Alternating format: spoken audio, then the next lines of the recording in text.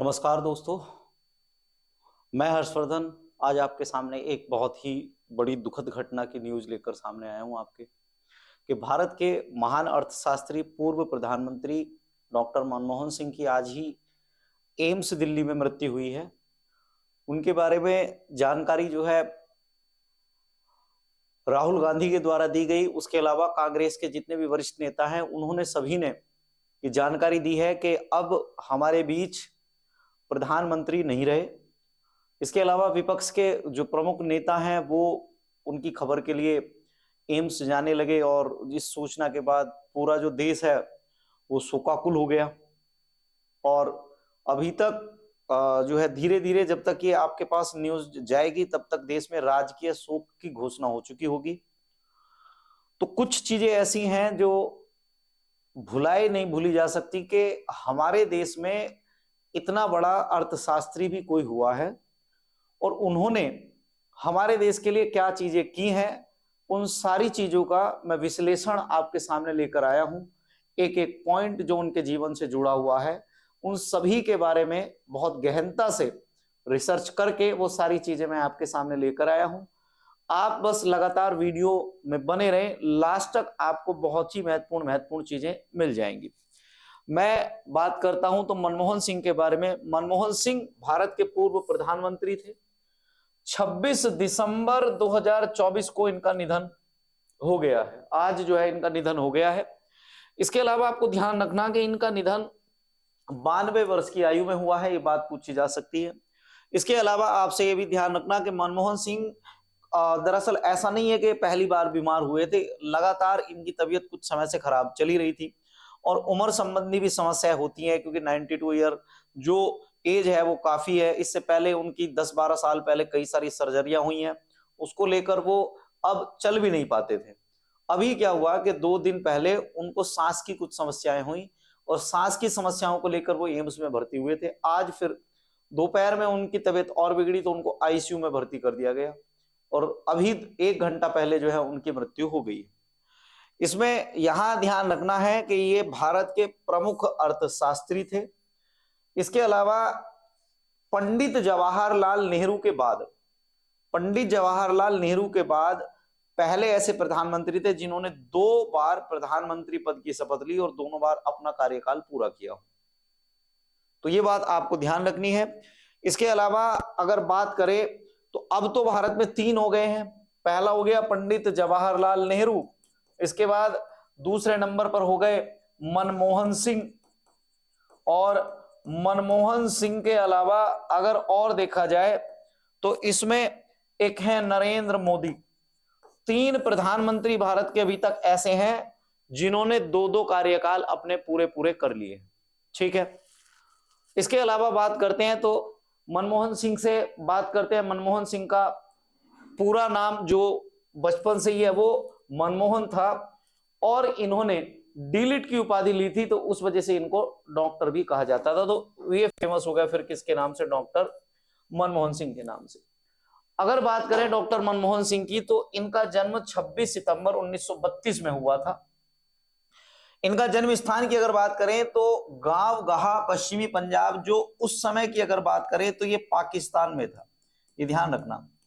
भारत के विभाजन के बाद जो पाकिस्तान और भारत का विभाजन हुआ तो उसके विभाजन के बाद ये भारत में आकर बस गए थे। इन्होंने कांग्रेस पार्टी ज्वाइन की है तो इनकी पार्टी का नाम आपसे पूछा जा सकता है। पार्टी थी इनकी इंडियन नेशनल कांग्रेस। व्यवसाय की अगर बात करें तो ये सिविल सेवा में रहे हैं, अर्थशास्त्री रहे हैं, राजनीतिक और सामाजिक कार्यकर्ता रहे हैं, शिक्षक और शिक्षाविद रहे हैं। हर क्षेत्र में इनकी मतलब आप ये कह सकते हैं कि इतनी उपाधियों वाला या इतना ज्यादा शिक्षित प्रधानमंत्री हमें आज तक नहीं मिला। जैसे एग्जाम्पल के रूप में आप कह सकते हैं कि एपीजे अब्दुल कलाम से ज्यादा जो टैलेंटेड राष्ट्रपति भारत को अभी तक नहीं मिले। इसके अलावा आप कह सकते हैं कि अर्थशास्त्र की जानकारी के आधार पर सबसे ज्यादा अगर अर्थशास्त्र की जानकारी किसी को थी तो वो मनमोहन जी को थी। इसके अलावा ध्यान रखना इनके पिता का नाम भी पूछा जा सकता है तो पिता का नाम गुरुमुख सिंह है, माता का नाम इनकी अमृत कौर।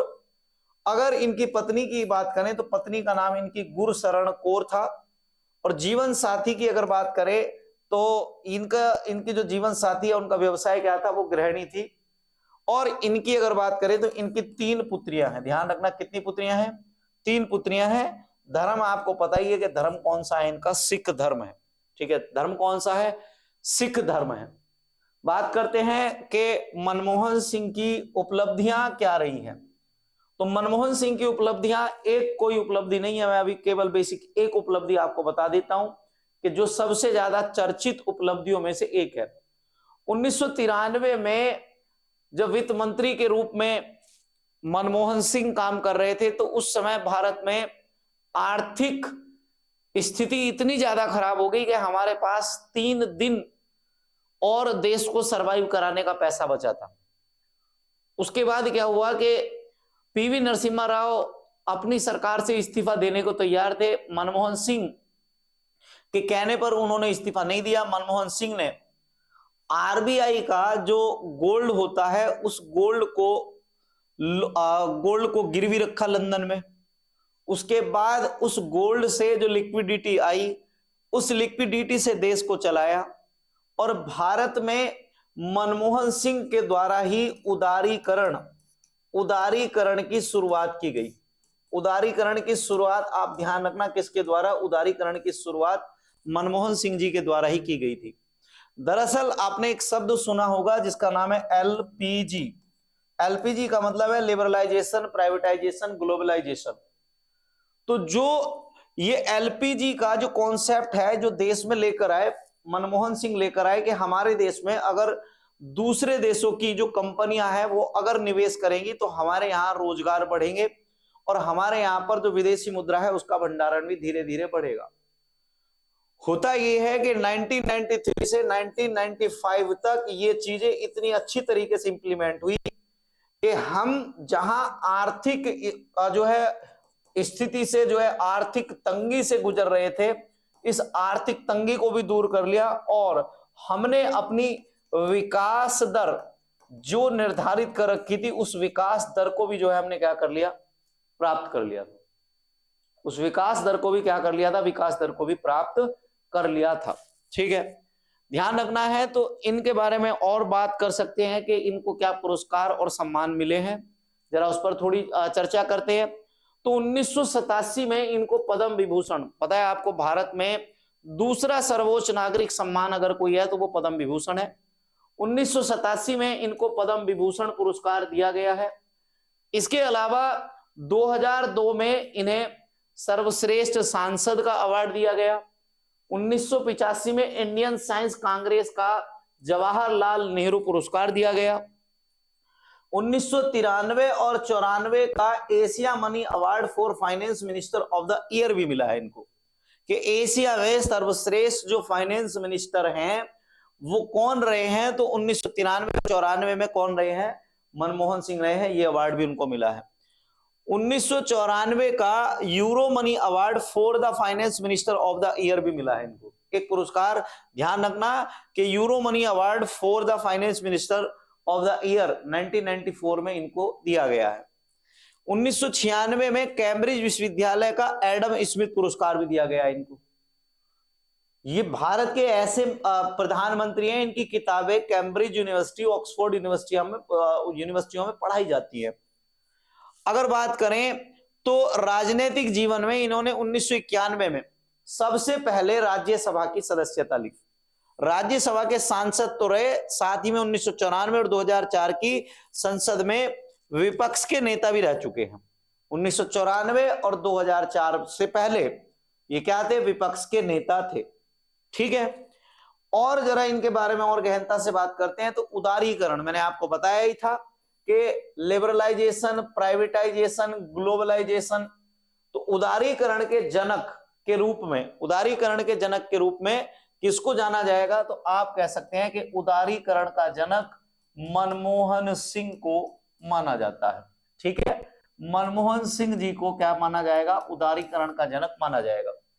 ठीक, मैंने आपको ये पूरी बात बता दी है। आर्थिक सुधारों की शुरुआत मनमोहन सिंह के द्वारा ही की गई थी और उनके नेतृत्व में अर्थव्यवस्था ने कई क्षेत्रों में विदेशी निवेश के दरवाजे खोले और आर्थिक विकास की गति को और ज्यादा बढ़ाया था। वर्तमान में जो सरकार सारी पॉलिसी लेकर चल रही है, जिसके ये कसीदे गढ़ते हैं जितने भी लोग हैं, अब वर्तमान राजनीति में उन सब की जो नींव अगर किसी ने रखी है तो उन सब की नींव मनमोहन सिंह के द्वारा रखी गई है। आपने एक शब्द सुना होगा कि एक स्मार्ट सिटी, भारत की पहली स्मार्ट सिटी गिफ्ट सिटी है जो गुजरात में है, उसकी नींव मनमोहन सिंह के द्वारा रखी गई थी। केवल भारत में वही स्मार्ट सिटी पूरी हुई है, आज तक उसके अलावा कोई स्मार्ट सिटी भी पूरी नहीं हुई है। ठीक है, तो इनके द्वारा जितने काम किए गए हैं, बड़े महत्वपूर्ण काम हुए हैं, सबको आप जरा ध्यान रखेंगे। इसमें आपको बता दूं तो प्रधानमंत्री जो है, अगर आपसे पूछा जाए कितनी बार बने हैं, तो 2 बार प्रधानमंत्री बने हैं। पंडित जवाहरलाल नेहरू के बाद पहली बार ऐसा हुआ कि कोई प्रधानमंत्री अपने कार्यकाल में पूरा 2 बार रहा हो। राज्यसभा के सदस्य थे, तो इसमें यह भी ध्यान रखना कि भारत के कुछ ही राज्यपाल, कुछ ही आपसे कह सकते हैं, कुछ ही प्रधानमंत्री ऐसे हुए हैं जो राज्यसभा के सदस्य रहते हुए क्या बने हैं, प्रधानमंत्री बने हैं। उसमें एग्जाम्पल इंदिरा गांधी है, मनमोहन सिंह है, ठीक है, राजीव गांधी है। इसके अलावा आरबीआई गवर्नर की अगर बात करें तो रिजर्व बैंक के गवर्नर के रूप में भी इन्होंने अपना देश को सेवाएं दी हैं। ये बहुत बड़े अर्थशास्त्री थे, तो ये 1982 के दशक में आरबीआई के गवर्नर भी रहे। इसके अलावा भारत के एकमात्र प्रधानमंत्री, आपसे पूछा जा सकता है कि भारत के एकमात्र प्रधानमंत्री बताइए जिनके नोटों पर भी हस्ताक्षर हैं। तो मनमोहन सिंह ऐसे प्रधानमंत्री हैं जो जब आरबीआई के गवर्नर थे तो उनके गवर्नर के नोटों पर हस्ताक्षर होते ही हैं। तो ये वित्त सचिव भी रहे हैं, तो वित्त सचिव होते हुए 1 रुपए के नोट पर भी हस्ताक्षर है, और गवर्नर होते हुए भी 1 रुपए से अधिक के जितने नोट हैं उन पर भी इनके हस्ताक्षर रहे हैं। ये बात ध्यान रखनी है। इसके अलावा ध्यान रखना, एक किताब, एक लेखक है संजय बारू। संजय बारू ने प्रधानमंत्री जी के ऊपर एक किताब लिखी थी जिसका नाम था एक्सीडेंटल प्राइम मिनिस्टर। तो कई बार ये पूछा जा सकता है कि एक्सीडेंटल प्राइम मिनिस्टर किताब किसके ऊपर लिखी हुई है, तो आप बताना कि मनमोहन सिंह के ऊपर अगर कोई किताब लिखी हुई है उसका नाम क्या है, एक्सीडेंटल प्राइम मिनिस्टर है। अगले 2-4 पॉइंट और है कि योजना आयोग के उपाध्यक्ष, जब आपसे देखा जाए तो राजीव गांधी की जो सरकार चल रही थी, तो उस समय जो योजना आयोग आया, आप कह सकते हैं कि 8वीं पंचवर्षीय योजना, 7वीं और 8वीं पंचवर्षीय योजना के समय ये क्या रहे हैं, राजीव गांधी उपाध्यक्ष रहे हैं। 7वीं पंचवर्षीय योजना में ध्यान रखना, सॉरी, ये 7वीं पंचवर्षीय योजना में जो है वो क्या रहे हैं, उपाध्यक्ष रहे हैं। 8वीं पंचवर्षीय योजना जो राव और मनमोहन योजना के नाम से जानी जाती है, 8वीं पंचवर्षीय योजना जब आई थी तो उस समय भारत में ये वित्त मंत्री थे। इसके अलावा मनमोहन सिंह की अगर बात करें तो इन्होंने किताब लिखी है जिसका नाम है चेंजिंग इंडिया। ये ध्यान रखना, इन्होंने कौन सी, चेंजिंग इंडिया किताब भी लिखी है। ठीक है, देखो इनके जीवन पर लिखी हुई किताब का नाम क्या है, एक्सीडेंटल प्राइम मिनिस्टर, जो लिखी है किसने, संजय बारू ने। और मनमोहन सिंह ने खुद चेंजिंग इंडिया किताब लिखी है। इस किताब को 5 भाग में लिखा गया है, ये ध्यान रखना। कितने भाग में, इस किताब को 5 भाग में लिखा गया है। 1971 के वाणिज्य मंत्रालय के आर्थिक सलाहकार के रूप में भी इन्होंने काम किया है, ये बात भी आपको ध्यान रखनी है। और 1987 से 1990 तक जेनेवा के दक्षिणी आयोग के अध्यक्ष भी रहे हैं। जेनेवा के दक्षिणी आयोग के भी अध्यक्ष रहे हैं। ये सारी जानकारी मैंने आपको बताई है। आपकी आने वाली जो परीक्षाएं हैं उसमें मनमोहन सिंह से अगर कोई क्वेश्चन आता है तो ये प्रश्न आपके बहुत मददगार होंगे आपके पेपर में। साथ ही में 2 मिनट के लिए आप ये कह सकते हैं कि भगवान इतने बड़े महान आदमी को आत्मा की शांति दे, और मिलते हैं कल एक और नई क्लास में। धन्यवाद।